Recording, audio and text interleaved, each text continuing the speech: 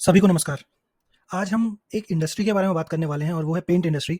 और आज के समय में ये बहुत इंपॉर्टेंट हो जाता है ये समझना कि पेंट इंडस्ट्रीज़ में चल क्या रहा है? क्यों हमारे सारे पेंट के शेयर्स सारे के सारे इस समय अंडर परफ़ॉर्म कर रहे हैं? ऐसा कोई भी नहीं है जिसने पिछले 1 साल में काफ़ी पैसा बनाया हो और ये पूरी की पूरी इंडस्ट्री स्ट्रगल कर रही है इस समय शेयर मार्केट के पर्सपेक्टिव में। लेकिन आज हम डिटेल में एक-एक शेयर और एक-एक कंपनी को स्टडी करेंगे, समझेंगे कि ऐसा क्या फ़ेज़ चल रहा है और इस डाउन ट्रेंड में हम अपॉर्च्युनिटी खोजने की कोशिश करेंगे कि क्या यहाँ से कुछ पेंट शेयर में कुछ अट्रैक्शन बनता है, कुछ अपॉर्च्युनिटीज़ दिखती हैं क्या? तो आइए शुरू करते हैं। मैं यहाँ पे सारे पेंट कंपनीज़ को एक साथ कंपेयर कर रहा हूँ और अगर हम देखेंगे तो पिछले 1 साल में सबने अंडर परफ़ॉर्म किया है। किसी तरह से तो एक्ज़ो नोबल ने 4% बनाया है, बट अदरवाइज़ देखा जाए तो 1 साल में Asian paint 11% down, Berger paint 15% down, Nerolac 6% down, Indigo 9% down. अब अगर हम एक-एक शेयर को वन बाय वन देखें तो एशियन पेंट्स एक पिछले ऑलमोस्ट 3 साल से कंसोलिडेट कर रहा है, नीचे से 2600 ऊपर से 3500 के रेंज में। बर्जर पेंट भी अगर आप देखेंगे तो सेम वो एक पीक बनाया था 2021 के टाइम पे एंड देन तब से एक कंसोलिडेशन रेंज में है। नीचे से अभी ये 450 एंड ऊपर से आई थिंक 700 750 का इसका एक रेजिस्टेंस लाइन है। इंडिगो पेंट्स इसका तो आईपीओ 2021 में आया था और ये अपने आईपीओ प्राइस से आज ऑलमोस्ट 50% नीचे है और अभी तक रिकवर नहीं कर पाया है।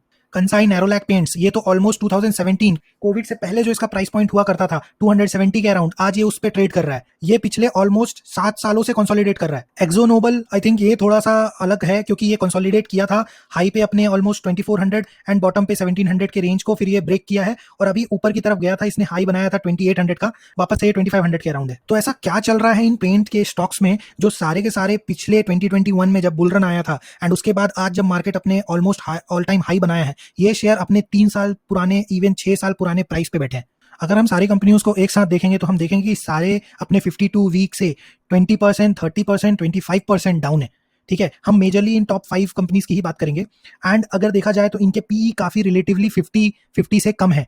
45, 32, 27, 42 ये काफी अपने पीई से भी नीचे की तरफ ट्रेड कर रहे हैं। सो इस कहानी का जो एक चैप्टर है वो इन कंपनियों के पीई पे छुपा हुआ है और हम इसके एशियन पेंट की स्टडी करेंगे और इस पीई के चैप्टर को समझेंगे।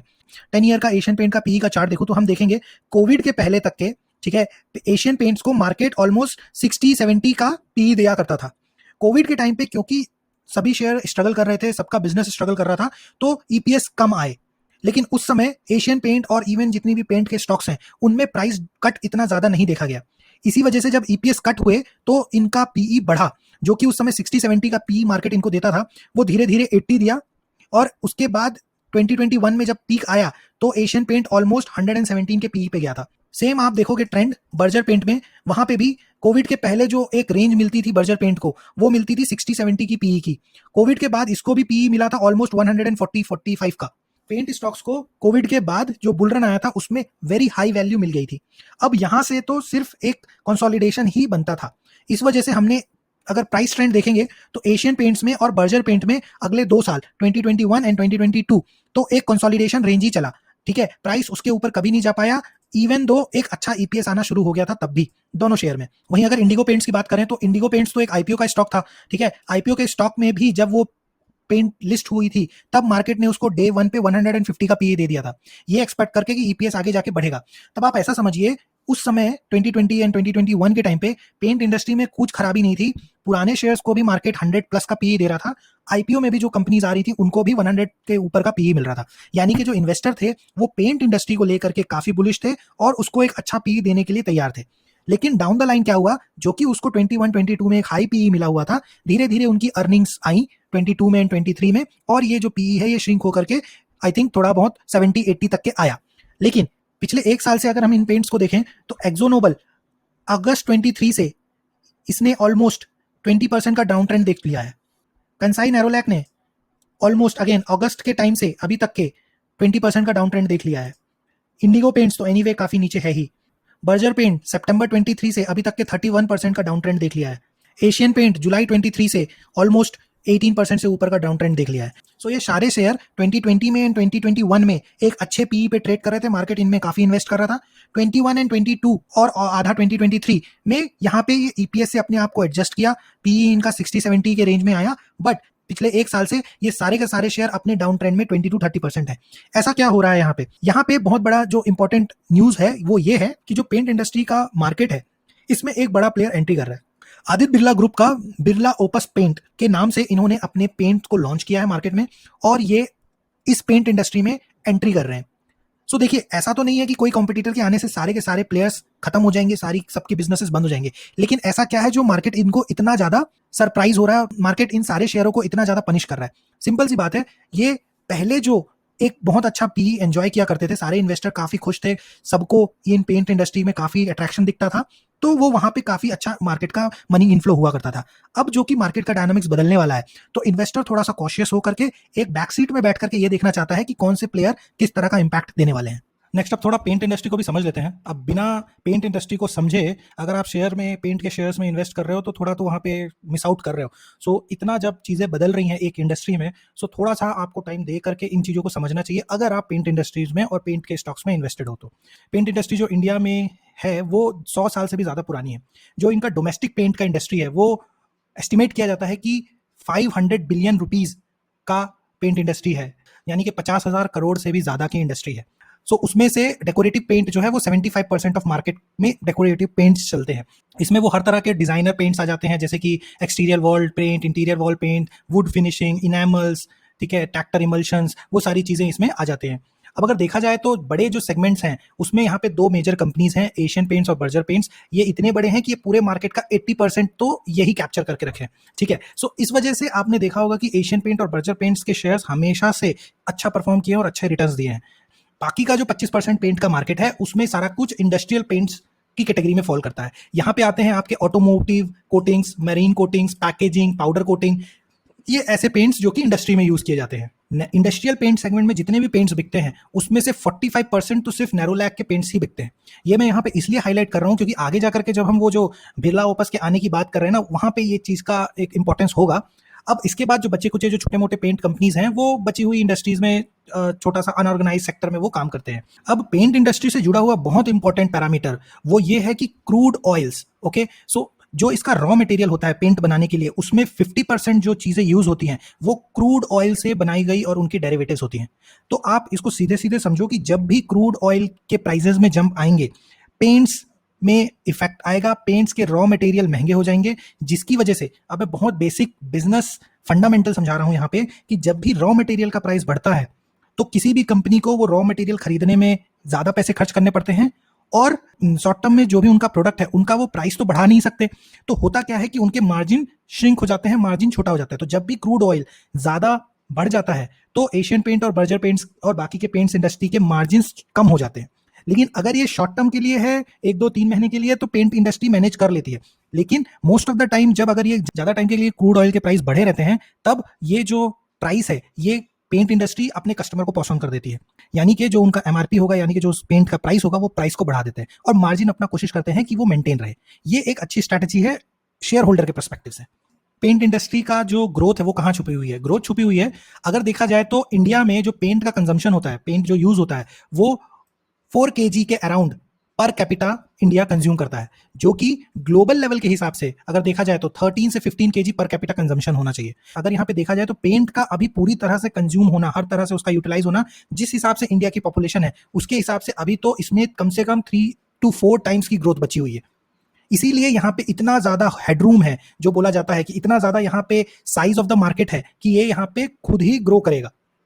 अब यहाँ पे जो मैं नेक्स्ट बात करने वाला हूँ वो बात करने वाला हूँ कि किसी भी नए प्लेयर का मार्केट में आना कितना इजी या कितना डिफिकल्ट है। तो यहाँ पे देखिए, सबसे ज्यादा जो पेंट इंडस्ट्री है वो चलती है अपने डिस्ट्रीब्यूशन नेटवर्क से, और दूसरा टेक्नोलॉजी जो वो यूज कर रहे हैं। टेक्नोलॉजी में यहाँ हम एक बहुत इंपॉर्टेंट मशीन के बारे में बात करने वाले हैं, लेकिन उसके पहले मैं एक बार ये जो पेंट इंडस्ट्री है इंडिया में इसको समराइज कर देता हूँ कि इंडिया का जो पेंट इंडस्ट्री है वो ग्रो करने वाला है short term and medium term में, क्योंकि इंडिया की जो पॉपुलेशन है वो बहुत ह्यूज है और वो पॉपुलेशन ही है जिनके लिए ये पेंट इस्तेमाल होने वाला है। इसीलिए आगे जाके जो इनका जो कंजम्पशन है वो बढ़ेगा। जिस तरह से ग्लोबल में कंज्यूम होता है उसी तरह से इंडिया में भी पेंट आगे जाके कंज्यूम होगा, एंड बहुत ज्यादा हाई चांसेस है कि स्मॉल सिटीज और टाउन से ज्यादा डिमांड आएगी, जो कि एज कंपेयर टू मेट्रो या टियर 1 सिटीज में है। इसकी वजह से ये जो पेंट का कंजम्पशन है ज्यादा होने वाला है, और यही आगे जाकर के पेंट इंडस्ट्री को ग्रोथ करेगा।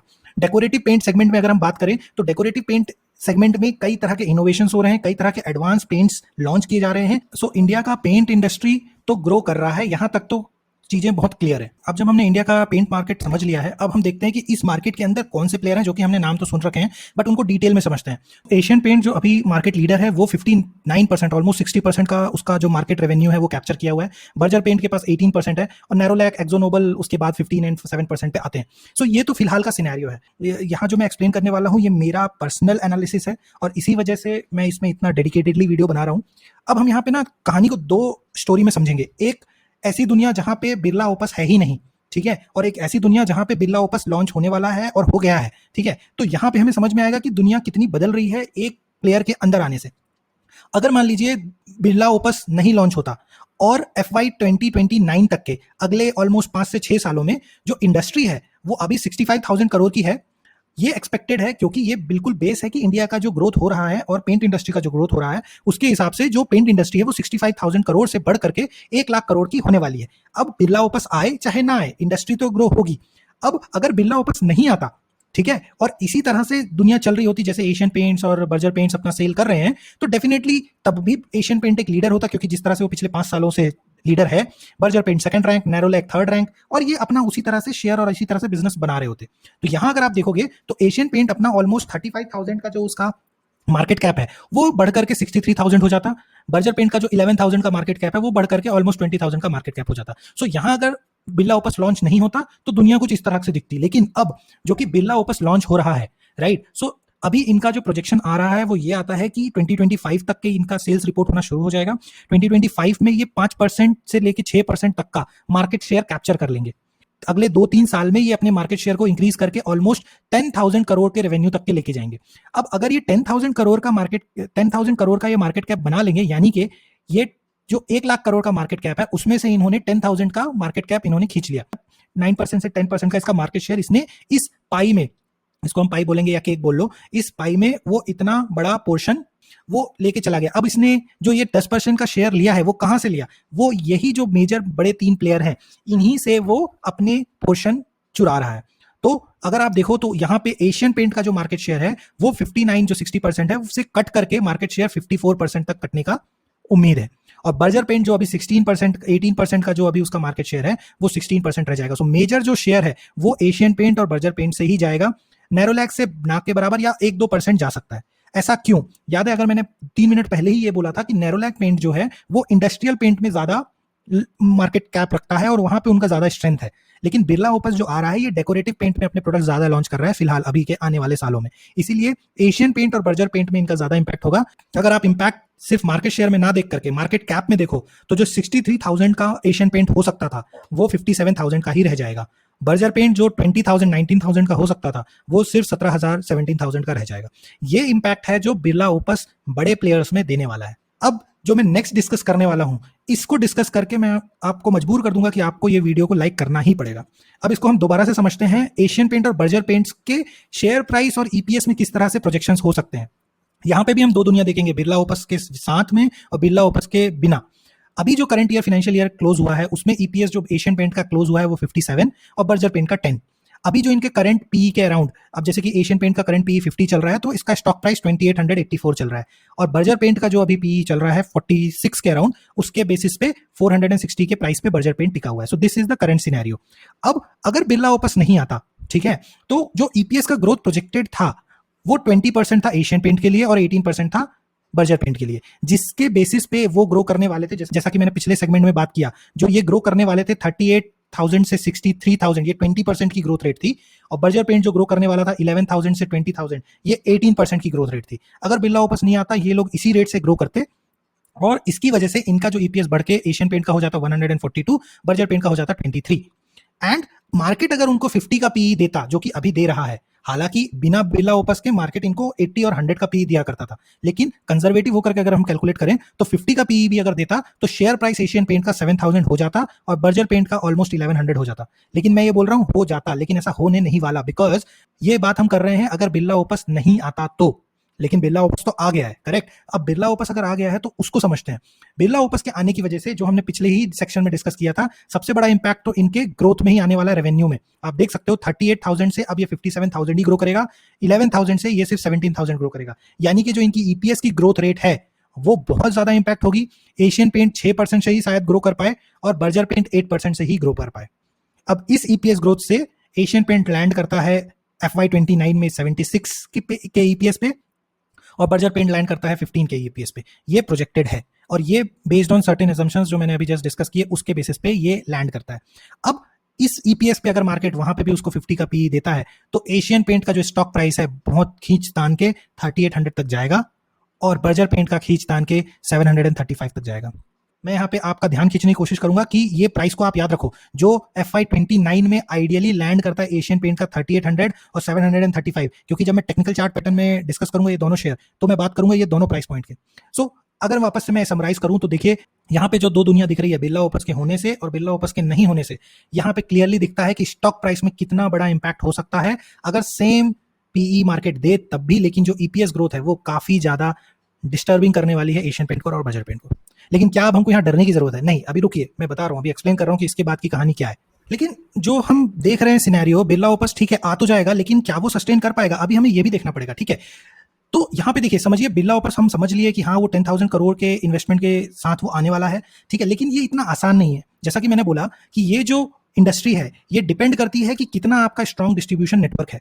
लेकिन पैरेलली देखा जाए तो बिरला ओपस का distribution in construction business and in infrastructure already काफी अच्छा है। क्यों? क्योंकि इनके पास ऑलरेडी अपने सीमेंट्स हैं, बिरला व्हाइट सीमेंट है, पुट्टीज हैं जो वो ऑलरेडी मार्केट में बेच रहे हैं। उसी को चिपका करके, उसी डिस्ट्रीब्यूशन नेटवर्क से अपने पेंट को चिपका करके ये बेचने का प्लान बना रहे हैं। सो डिस्ट्रीब्यूशन नेटवर्क तो इनका ऑलरेडी काफी स्ट्रांग है, सो वहां से इनको कोई टेंशन नहीं है। अब देखिए, ऐसा तो नहीं है कि ये कोई पहली कंपनी है जो पेंट इंडस्ट्री में एंट्री कर रही है, इसके पहले भी कुछ कंपनियों ने ट्राई किया है, कुछ एंट्री किए हुए हैं।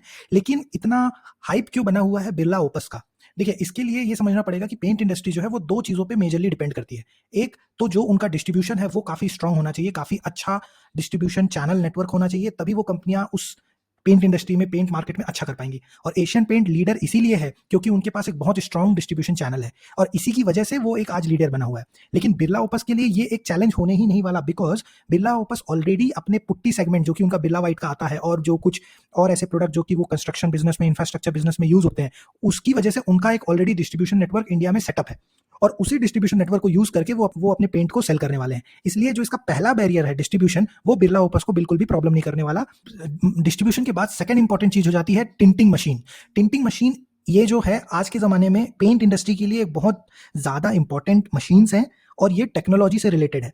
अब इसको ऐसे समझिए कि देखिए, बहुत सारे कलर्स हैं, बहुत सारे शेड्स हैं, राइट, और कस्टमर्स की अलग अलग डिमांड होती है कि मेरे को पिंक नहीं, बेबी पिंक चाहिए, इस तरह की डिमांड्स होती है, राइट। सो इसका मतलब ये नहीं कि पेंट कंपनी हर पेंट को किलो के भाव में और किलो की मात्राओं में बना बना के, डब्बे बना बना करके अपने इन्वेंट्री में रखेगी और फिर जब डिमांड आएगी तब बेचेगी। ऐसा करने जाएगी तो फिर तो काफी मुश्किल होगा, वो बिजनेस सस्टेनेबल नहीं होगा। इसलिए ये टिंटिंग मशीनों का यूज किया जाता है। ये टिंटिंग मशीन क्या होते हैं ये हम समझते हैं। ये जो टिंटिंग मशीन होती हैं ये एक्चुअली पेंट्स को एक पहले थोड़े से कंप्यूटर और टेक्नोलॉजी को यूज करके अलग अलग शेड्स को सेलेक्ट करके अकॉर्डिंगली जो कस्टमर की नीड है उसके हिसाब से पेंट को डिजाइन करती है और मशीनों को यूज करके उसको इमल्सिफाई करके उसको हार्ड पेंट बनाना है, सॉफ्ट पेंट्स बनाने हैं, एंड देन उसके एक्चुअल कलर्स को टेस्ट करती है। जो कस्टमर ने रिक्वेस्ट किया है सेम कलर का पहले एक छोटा सा सैंपल बनाएगी, फिर कस्टमर उसको यूज करके देखेगा एंड देन जब एग्री हो जाएगा तब वो उसी सेम कलर के मास प्रोडक्शन करके कस्टमर को सप्लाई करेगा।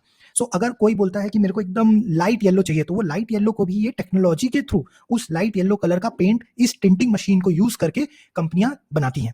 अब ये टिंटिंग मशीन्स जो हैं ये पेंट कंपनी अपने डिस्ट्रीब्यूटर्स के पास सेटअप करके रखी हुई है। सो जो एशियन पेंट्स है उनका एडवांटेज यही है कि उन्होंने ये टिंटिंग मशीन्स को अपने मेजर जो बड़े बड़े शहरों के जो बड़े डिस्ट्रीब्यूटर्स हैं उनके पास उन्होंने ये टिंटिंग मशीन्स ऑलरेडी इंस्टॉल किया हुआ है। बात आता है कि ये जो एशियन पेंट्स का मोट है, राइट, अब इस मोट के अगेंस्ट बिरला ओपस का क्या प्लान है? सो बिरला ओपस ने यहाँ पे जो डिजाइन किया है वो उन्होंने ये जो टिंटिंग मशीन बनाई है ये 40% स्मॉलर इन साइज बनाई हुई है। तो इनकी जो टिंटिंग मशीन है ये एशियन पेंट से भी छोटी मशीनें ये रेडी कर रहे हैं, जिसकी वजह से ये अपने डीलर और डिस्ट्रीब्यूटर को ज्यादा से ज्यादा टिंटिंग मशीन दे पाएंगे और उसी की वजह से स्मॉल स्पेस और स्मॉल साइज होने की वजह से ये मशीन ज्यादा अच्छी तरीके से यूज की जा सकती है। इससे और ज्यादा रिस्क बन जाता है एशियन पेंट को। सो इन जनरल अगर मैं बोलूँ तो देखिए, डायनामिक्स मार्केट का काफी बदल रहा है, लेकिन इसका मतलब ये नहीं है कि ये बहुत हलवा है। ठीक है, एशियन पेंट्स ऑलमोस्ट 30-40 सालों से, बर्जर पेंट्स ऑलमोस्ट 100 सालों से अपना पेंट कंपनी चला रहे हैं एंड इनका बहुत स्ट्रॉन्ग डिस्ट्रीब्यूटर नेटवर्क है। बिरला ओपस को डेवलप करने में थोड़ा टाइम लगेगा। अगर हम यहाँ पे सारे डॉट्स को कनेक्ट करें तो समरी ये बनती है कि सबसे पहले तो हमें ये डिसाइड करना है कि क्या हमें पेंट इंडस्ट्री में इन्वेस्टमेंट करना चाहिए। सो वहां पे मेरा ओपिनियन है येस, बिकॉज पेंट इंडस्ट्री की ग्रोथ काफी स्टेबल है और 5 साल क्या, ये 10 साल तक की ये इंडस्ट्री ग्रो ही करने वाली है। तो इंडस्ट्री में तो कोई प्रॉब्लम नहीं है। अब रही बात की players, Asian paint, Berger, Birla, इनमें से किसको पिक करें और फिर किसमें इन्वेस्ट करें। सो ये जो गेम है ये थोड़ा सा जो अभी जो हम देख पा रहे हैं, जिस तरह से चार्ट का पैटर्न चल रहा है, प्राइस का एक्शन हो रहा है, वहां पे ये क्लियरली समझ में आ रहा है कि जो बड़े इन्वेस्टर हैं they are waiting and watching कि अभी यहां से सिनेरियो किस तरह से आगे जाता है, कौन मार्केट लीडर बनता है और कितना लीडर बनता है। फॉर एन एग्जाम्पल, अगर फर्स्ट ईयर में जो बिरला ओपस का टारगेट है कि हम 5% का मार्केट शेयर गेन करेंगे, अगर वो 3% का गेन करते हैं, इन्वेस्टर अपने आप एशियन पेंट्स और बर्जर पेंट्स में कॉन्फिडेंस दिखाने लगेगा। लेकिन अगर बिरला पेंट्स 7, 8, 10% तक का मार्केट शेयर पहले ही साल में कैप्चर कर लेता है, तो all of a sudden Asian paint और बर्जर पेंट्स के स्टॉक्स को काफी बड़ा हिट मिलने वाला है। इसलिए अब यहाँ पे जरूरी हो जाता है कि ऐसे टाइम पे आपको हमेशा टॉप 2, टॉप 3 कंपनियों में ही इन्वेस्ट रहना चाहिए, क्योंकि जब ये बड़े कॉम्पिटिटर्स झगड़ा करते हैं तो जो छोटी कंपनीज होती हैं उस सेगमेंट की, वो सबसे ज्यादा सफर करती है। तो यहाँ पे मेरा तो ओपिनियन ये होगा कि हम टॉप 3 से नीचे हमें नहीं जाना चाहिए पेंट कंपनीज में। अब हम इन टॉप 3 में भी कंपेयर करेंगे डिटेल्स में जाके कि इनका क्या स्टेटस है, और ये हम क्लियरली इसी बात पे समझ पाएंगे कि कहाँ पे किसका फ्लॉ है, कहाँ पे कौन फंस रहा है, उसके बेसिस पे हम जज कर सकते हैं। सबसे पहले हम पेंट इंडस्ट्री के सारे जो शेयर्स हैं उनको एक बार एक नजर में, उनके सारे जो हमारे मेजर पैरामीटर्स हैं, डिसिप्लिन इन्वेस्टर चैनल में जो हमने बेसिक फंडामेंटल जो इंडिकेटर्स डिफाइन किए हैं उनको चेक कर लेते हैं। सो देखिए, जो टॉप 3 हैं, अब मैं यहाँ पे टॉप 2 ही बात करूंगा, एशियन पेंट और बर्जर पेंट, क्योंकि जो सेकंड रैंक पे आने वाला है वो बिरला ओपस आने वाला है। So top rank 1 Asian paint, rank 2 Birla Opus, rank 3 Berger paint, यही 3 सीक्वेंस होने वाले हैं। सो एशियन पेंट्स, ये सारे के सारे लार्ज कैप कंपनीज हैं, तो कोई इसमें टेंशन की बात नहीं है। एशियन पेंट का ROCE and ROE Berger paint से ज्यादा बेटर है, ये एक पॉजिटिव हो गया एशियन पेंट्स के लिए। रिजर्व और डेट टू जो रेशियो है, वो ratio I think Asian paint Berger paint का बराबर में है, तो वहां कोई टेंशन नहीं है। यहां पे एक चीज जो मुझे दिखती है, प्लेजिंग। एशियन पेंट ने 7% अपने शेयर्स प्लेज किए हुए हैं। अब ये प्लेज जो किए हुए शेयर्स होते हैं, इनको जब आपको वापस से ये शेयर्स रिलीज करने पड़ते हैं तो आपको फंड्स लगते हैं। तो यहां पे आकर के एक चीज ये प्रॉब्लमेटिक होती है कि जब भी अपने शेयर्स को रिलीज करवाएंगे तो इनको वहां पे एक एक्सपेंसेस लगने पड़ेंगे। वहीं बर्जर पेंट्स के साथ ऐसी कोई सिचुएशंस नहीं है।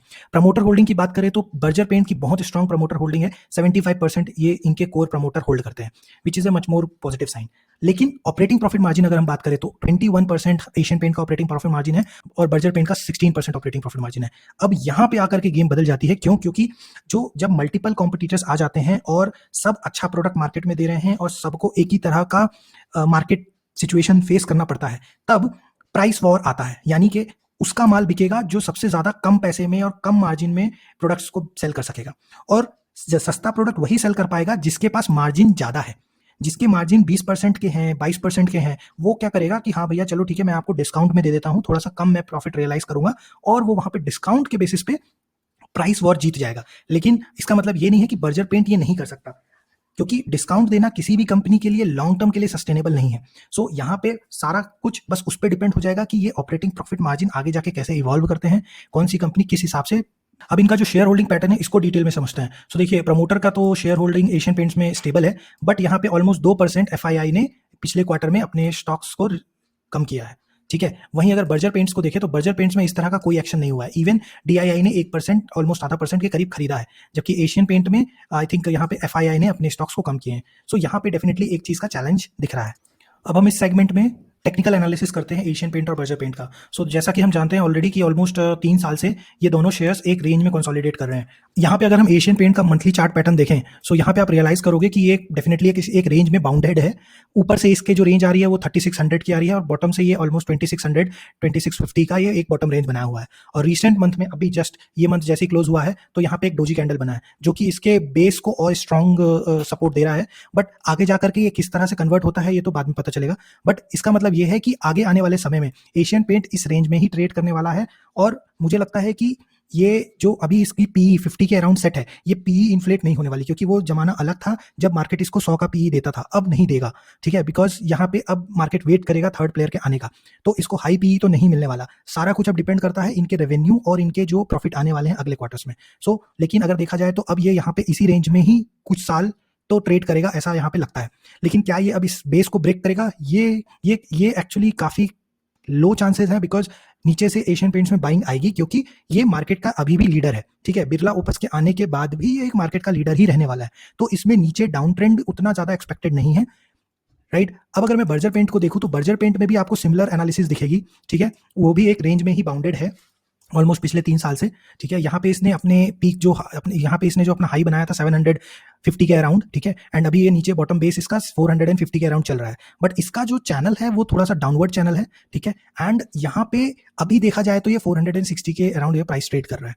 बट एक चीज जो अभी रिसेंटली हुई है बर्जर पेंट में हट के, वो ये हुई है कि बर्जर पेंट MSCI इंडेक्स से एक्सक्लूड हुआ है। अगर आपने मेरी MSCI का वीडियो नहीं देखा है जो मैंने लास्ट वीक में अपलोड किया था चैनल पे, तो वो वीडियो जरूर देखिए, क्योंकि उसमें मैंने बात करी है कि बर्जर पेंट इतना ज्यादा शार्प, अभी लास्ट फ्राइडे ही ये ऑलमोस्ट 4% डाउन हुआ था। सो डेफिनेटली यहाँ पे एक रीजन था जो कि जिसकी वजह से बर्जर पेंट में शार्प डिक्लाइन आई थी लास्ट वीक। लेकिन उसके बाद भी अभी जो इसका बेस लाइन बन रहा है ये काफी स्ट्रांग है। सो यहाँ से भी ये इसी चैनल में ट्रेड करेगा। सो यहाँ पे मेरा एजम्पशन ये कहता है कि जब तक बिरला वापस मार्केट में आता है अगले साल 2025 में, फिर वो 1 साल लेता है अपने आप को स्टैब्लिश करने में, तो यहाँ से 2 साल तो ये जो दोनों शेयर हैं ये रेंज में ही ट्रेड करने वाले हैं। ऊपर जाने का इनके पास सिर्फ एक ही रीजन बचा है, अपने ईपीएस को बढ़ाना, और हमने देखा है कि ईपीएस को बढ़ाने में इनको अब चैलेंज होने वाला है। सो अब ना ही ये पीई की वजह से प्राइस इसका ऊपर जाएगा क्योंकि मार्केट इसको हाई पी नहीं देने वाला, और ना ही इनके ईपीएस डबल या ट्रिपल होने वाले हैं इतने जल्दी। सो डेफिनेटली एक इनको स्लो ग्रोथ मिलने वाली है और ये इसी वजह से एक चैनल में ट्रेड करेंगे।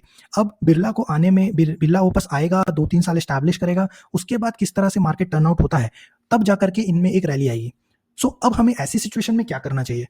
सबसे पहले अगर आप अभी तक पेट इंडस्ट्री में इन्वेस्टेड नहीं है, सो आप वेट एंड वॉच कर सकते हो, बिकॉज जहाँ पे अभी दूसरे सेक्टर्स में कुछ अट्रैक्शन बन रहा है तो वहाँ पे आप इन्वेस्टमेंट देख सकते हो। बट अगर आपने ऑलरेडी पेंट इंडस्ट्री में इन्वेस्टेड हो एंड अगर आपका बाइंग प्राइस इस जो सपोर्ट लाइन है बोथ एशियन पेंट और बर्जर पेंट्स इसके नीचे है, तब आपको कंटिन्यू करना चाहिए, बिकॉज वो जो आपका 3-4 साल पहले का इन्वेस्टमेंट है वो डेफिनेटली एक रन देगा, बिकॉज मार्केट इवॉल्व होगा। 5 ईयर्स में आप एक्सपेक्ट कर सकते हो ये रेंज को ब्रेक करके इसका डबल ऊपर जाए, वो पॉसिबल है। लेट्स से अगर आपने ऊपर की तरफ बाइंग है, अगर आपने ऊपर के रेजिस्टेंस लाइन की तरफ अगर आपने बाइंग की है, तो डेफिनेटली देखिए आप अभी लॉस पे होगे, शायद हो सकता है 20%, 25%। बट यहाँ पे बिकॉज जो कि एक रेंज में ट्रेड कर रहा है, अगर ये अपने नीचे बॉटम को ब्रेक नहीं करता है, इसका मतलब ये डेफिनेटली कुछ समय में बर्जर पेंट भी अपने अपर रेंज पर आएगा और एशियन पेंट भी अपने अपर रेंज पे आएगा, और इस समय आप अपना डिसीजन ले सकते हो और मे बी एग्जिट कर सकते हो अगर आपको समझ में आए तो। अगर ये अपने सपोर्ट लाइन को ब्रेक करके नीचे आता है, देन डिपेंड करता है कि आपने कितना वॉल्यूम, कितना पैसा लगा रखा है, उस हिसाब से अपना स्टॉप लॉस लगा सकते हो एंड एग्जिट ले सकते हो, बिकॉज वो फिर ये जो ट्रेंड है उस ट्रेंड को ब्रेक कर देगा एंड टेक्निकली फिर वो सही नहीं होगा उस पर कंटिन्यू करना। अब अगर मान लीजिए अगर आपने कम क्वांटिटी ले रखी है हाई प्राइस पॉइंट पे, सो मैं उस स्टेटस पे मैं क्या करता, मैं इसमें एक तरह से एसआईपी करता। जब ये इस लोअर रेंज में आता तब मैं हर 1 महीने में 2 महीने में जितना मेरा एपेटाइट है उस हिसाब से मैं इसमें इन्वेस्टमेंट करता, सो दैट उसमें होता क्या कि मेरे जो शेयर्स हैं वो एक्यूमुलेट होते एसआईपी में बॉटम लाइंस में, और जब ये आफ्टर 2 ईयर्स जब ये रैली करेगा तब मेरा वो पूरा का पूरा पैसा रिकवर हो सकता है। बट अगेन ये यहाँ पे ये काफ़ी डीप है, बिकॉज अगर आप एक एक्टिव इन्वेस्टर नहीं हो तो शायद आप इन चीज़ों को ट्रैक नहीं कर पाओ समय के साथ। सो उसी हिसाब से आप अपनी स्ट्रैटेजी बनाओ, जो चीज़ आप ट्रैक कर सकते हो उसी हिसाब से स्ट्रैटेजी बनाओ, जो अगर लगता है आपको नहीं कर सकते तो उस जगह पे आपको नहीं घुसना चाहिए। मैं वापस से वही चीज़ बोलूंगा कि पेंट इंडस्ट्री इग्नोर नहीं की जा सकती, इट्स ए ब्लूमिंग इंडस्ट्री। और अभी तक जो मैंने इस लेवल की एनालिसिस की है और अभी तक भी अगर आप मेरे को सुन रहे हो तब आपको डेफिनेटली सब्सक्राइब करना चाहिए, क्योंकि इसका ये मतलब है कि मेरा समझाया हुआ और मेरी की हुई एनालिसिस आपको सबसे पहले समझ में आई, प्लस आपको पसंद भी आई जो आपने यहाँ तक देखी। अब आपका जो काम बनता है वो ये बनता है कि आप इस वीडियो को शेयर करके अपने पास रखो, डाउनलोड करके रखो, अपने व्हाट्सएप में शेयर करके रखो, क्योंकि ये शायद आपको हर 2 महीने में, अगर आप पेंट इंडस्ट्री में इन्वेस्टेड हो, सो देखिए हाई अलर्ट, हमें हर महीने या इवन हर 2 महीने में एक बार पेंट शेयर्स को पढ़ना ही पड़ेगा, समझना ही पड़ेगा, तभी हम हमारे जो पैसे जो हमने लगा रखे हैं, इन्वेस्ट कर रखे हैं, उसको हम सही तरीके से यूटिलाइज कर पाएंगे। अदरवाइज वो पैसा पड़ा रहेगा और हो सकता है कभी हम उसको 30-40% पे लॉस पे निकाल दें और वो वेस्ट ऑफ अपॉर्चुनिटी है। इससे बेहतर ये होगा कि हम यहाँ से पैसा निकाल के उन इंडस्ट्रीज में और उन सेक्टर में लगाएं जहाँ पे अभी हमको ज्यादा ग्रोथ दिख रही है। जो ये वाला कॉन्सेप्ट है इसको मैं कहता हूँ पोर्टफोलियो को रीबैलेंसिंग करना। आने वाले जो मेरे फ्री क्लासेस हैं उनमें से एक किसी क्लास का ये चैप्टर होने वाला है, सो डेफिनेटली साथ में जुड़े रहिए और क्लासेस को जरूर से अटेंड कीजिए। शेयर का अपडेट लेना वो तो मैं एनीवे आपको दूंगा ही। इसके आगे कौन सी ऐसी इंडस्ट्री है जिसके बारे में आप जानना चाहते हैं, इस तरह से डीप एनालिसिस करवाना चाहते हैं मेरे से, कमेंट में बताइए। मैं कोशिश करूंगा कि जल्दी से जल्दी उस पर भी वीडियो बना करके आपके साथ शेयर करूं। ये है डिसिप्लिन इन्वेस्टर का तरीका और ये तो मिनिमम होना ही चाहिए। ये आप इसको ऐसा मत समझ लीजिए कि बहुत बड़ा एनालिसिस हुआ है, ये बहुत बेसिक है। आप 1000 रुपए लगाओ चाहे 1000 लाख लगाओ, आपकी स्टडी से ही आपका पैसा बनेगा। सो आज के लिए इतना ही। उम्मीद करता हूँ ये वीडियो आपको सुपर्ब अच्छी लगी होगी। Thank you everyone.